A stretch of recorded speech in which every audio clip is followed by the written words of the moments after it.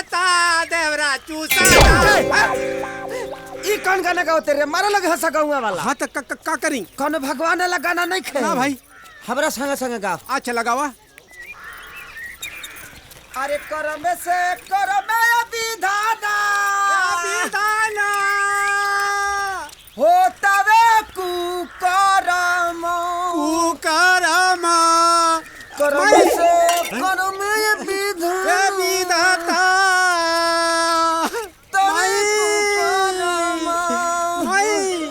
हाँ पापा, हम पहुँच गए नहीं।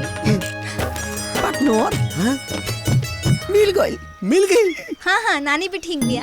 घुमाओ फिर। माई करमे से करमे विधाना दे माई। माता रुका रुका। ए मतवा तनी हाथ पर ये खाना ना खिला देना। अरे बैठा। करी आज भर पेट खींच के खा ली है। हाँ तनी जल्दी से माता। माई हाँ ओवर एक्टिंग होता थुरा जीवो। कम करी। हाँ माई ठीक बा। हाँ ई ला। अम्मा अम्मा दे दा खाए के कुछ। कौना चीज में दी? में दे दा। यही में दे दी। हाँ हाँ ला।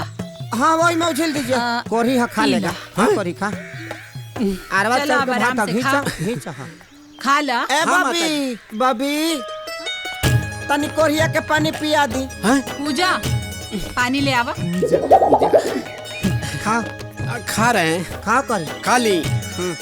ना ना तनी पानी। अच्छा कुला का खइबा। हाँ। कैमे दी पानी? दे दा। ना ना रुक गबड़ा जाएगा।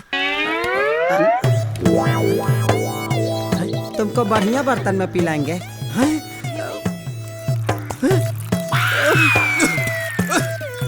ला कोरी खा ही लेते हैं।